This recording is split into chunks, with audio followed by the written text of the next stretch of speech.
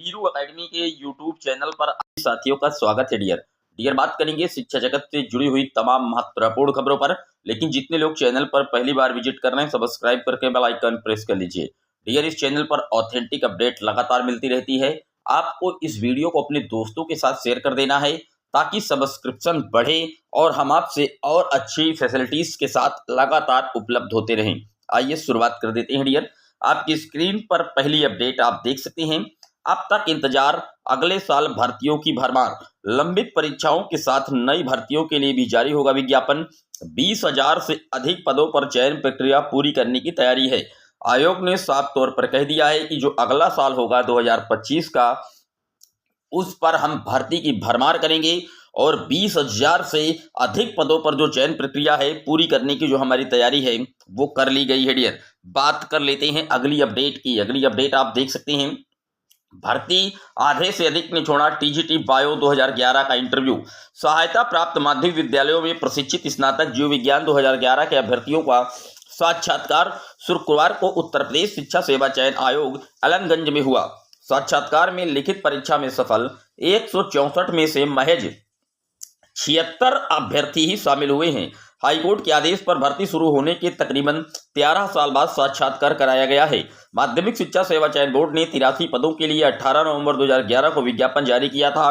5 साल बाद 17 जुलाई 2006 को लिखित परीक्षा कराई गई। हाईकोर्ट की सख्ती पर चयन बोर्ड ने 8 जनवरी 2023 को टीजीटी बायो 2011 की लिखित परीक्षा का परिणाम तो घोषित कर दिया, लेकिन साक्षात्कार नहीं हो सका क्योंकि तब तक चयन बोर्ड के सदस्यों का कार्यकाल का पूरा हो गया था। इतना समय बीतने के बाद विज्ञापित 83 पदों का सत्यापन कराने पर 35 ही पद रिक्त मिले थे। तो आप देख सकते हैं, अगर इस तरीके से भर्तियां होगी पंचवर्षीय योजनाओं की तरह, तो अभ्यर्थी कहां मिल पाएंगे। 2011 का विज्ञापन 2024 खत्म हो रहा है। आप देख सकते हैं इतना लंबा वेट। पहले तो अभ्यर्थियों की जो एज है वो ओवर एज हो जाएगी। कहीं ना कहीं इन सभी जो सिस्टम है भर्तियों का, उनको लेकर के सरकार को एक सकारात्मक कदम उठाना होगा ताकि इस तरीके से भर्तियों में विलंब ना हो। और इतना लंबा टाइम आप पीरियड एक बेरोजगार जो युवा है वो कहां पर बिता पाएगा, आप देख सकते हैं। इसीलिए साक्षात्कार में बुलाए गए 164, लेकिन पहुंचे महज 75 अभ्यर्थी, क्योंकि 35 का केवल इसमें से कराया गया है। साक्षात्कार कराया गया 35 पदों के लिए शिक्षा सेवा चयन आयोग में साक्षात्कार पूरा हो गया, लेकिन बुलाया गया था 164 को और वहां पर पहुंचे 75 और 35 पदों पर इनमें सिलेक्शन होना है, यानी कि 75 में से आधों का जो चयन है वो यहाँ पर होने जा रहा है। डियर, बात कर लेते हैं अगली अपडेट की। अगली अपडेट आप देख सकते हैं। कार्यकाल के 1 वर्ष में नई शिक्षक भर्ती की उम्मीद कम। दर्जन भर से ज्यादा तरह के शिक्षण संस्थानों में शिक्षक भर्ती कराने के लिए गठित उत्तर प्रदेश शिक्षा सेवा चयन आयोग द्वारा अपने 1 वर्ष के कार्यकाल में कोई नई भर्ती कराए जाने की उम्मीद कम है। अभी आयोग दिसंबर व जनवरी में असिस्टेंट प्रोफेसर, प्रशिक्षित स्नातक शिक्षक टीजीटी पीजीटी की पुरानी भर्ती के लिए गए आवेदन के क्रम में परीक्षा कराने की योजना पर काम कर रहा है। 22 दिसंबर को पीसीएस प्रारंभिक परीक्षा आयोजित होनी है। जनवरी में यूपी बोर्ड की इंटरमीडिएट प्रायोगिक परीक्षाएं कराई जाएंगी। 24 फरवरी से यूपी बोर्ड की लिखित परीक्षाएं होंगी। ऐसे में यूपी बोर्ड की लिखित परीक्षा के पहले अगर आयोग ने परीक्षाएं हो पाएंगी व पुरानी होंगी, मार्च में आयोग के क्रियाशील होने के 1 वर्ष पूरे हो जाएंगे।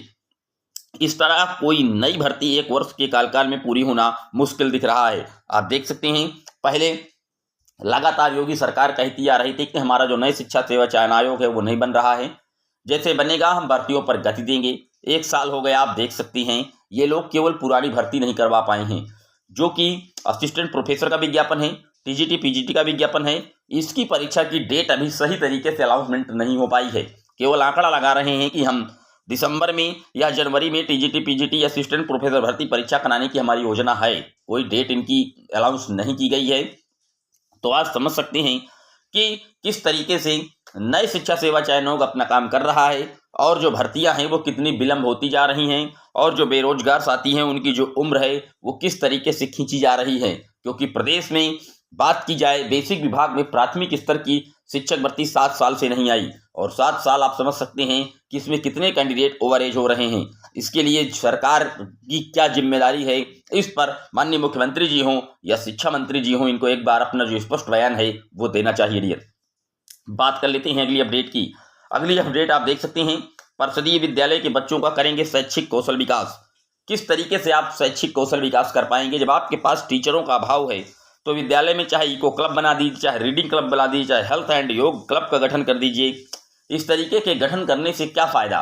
लेकिन यहाँ पर सरकार निश्चित तौर पर जो अपने धन का दुरुपयोग है वो इन मदों में कर रही है। प्रदेश के परिषदीय विद्यालयों के बच्चों में सीखने के अवसर बढ़ाने, नवाचार, सामाजिक कौशल, नेतृत्व कौशल परीक्षण, जवाबदेह बनाने, नए दृष्टिकोण विकसित करने के लिए विभिन्न क्लबों का गठन किया जाएगा। इसके माध्यम से बच्चों का बहुमुखी विकास किया जाएगा। बिल्कुल सही है। बहुमुखी विकास कराने के लिए सरकार ने अत्याधुनिक जो संसाधन है उनको लगाने का आदेश दे दिया है, क्लब बनाने का आदेश दिया है। लेकिन अगर वहां पर इन्हीं के जगह में शिक्षक बढ़ाए जाएं तो ऐसे ऐसे टीचर्स हैं हमारे पास जो ऐसे ऐसे युवा साथी हैं जो लगातार दर दर की ठोकरें खा रहे हैं। उन्होंने कहीं ना कहीं प्रशिक्षण लिया हुआ है डीएलएड का, फिर टीटी, सीटीईटी, कई परीक्षाओं को पास करके उनके पास एक्शन रिसर्च का ज्ञान है, वो नवाचार के माध्यम से पढ़ा सकती हैं। तो माननीय मुख्यमंत्री जी से एक ही अपील है कि शिक्षक भर्ती का विज्ञापन पहले जारी करें और उसके बाद विद्यालय में जो ये क्लब है, इको क्लब है, रीडिंग क्लब है, हेल्थ क्लब है, इनको खोला जाए ताकि बिना शिक्षकों के किसी भी प्रकार के कोई क्लब वहां पर वर्कआउट नहीं कर पाएंगे। और उसके लिए शिक्षकों की एक बड़ी संख्या में भर्ती होना अनिवार्य है, तभी ये सारी चीजें सही तरीके से संचालित हो पाएंगी। डियर, बात कर लेते हैं अगली अपडेट की। अगली अपडेट उत्तर प्रदेश की 69,000 शिक्षक भर्ती मामले से जुड़ी है, जहां पर आपने देखा था कि सुनवाई लगातार टल रही सुप्रीम कोर्ट से। अब जो सुनवाई है वो 10 दिसंबर को होगी। लेकिन ज्यादातर जो चांसेज हैं कि जो हाईकोर्ट का डबल बेंच का आदेश आता है उसी पर कहीं ना कहीं सुप्रीम कोर्ट अपना जो जजमेंट है वो उसी पर बैठा देती है। क्यों?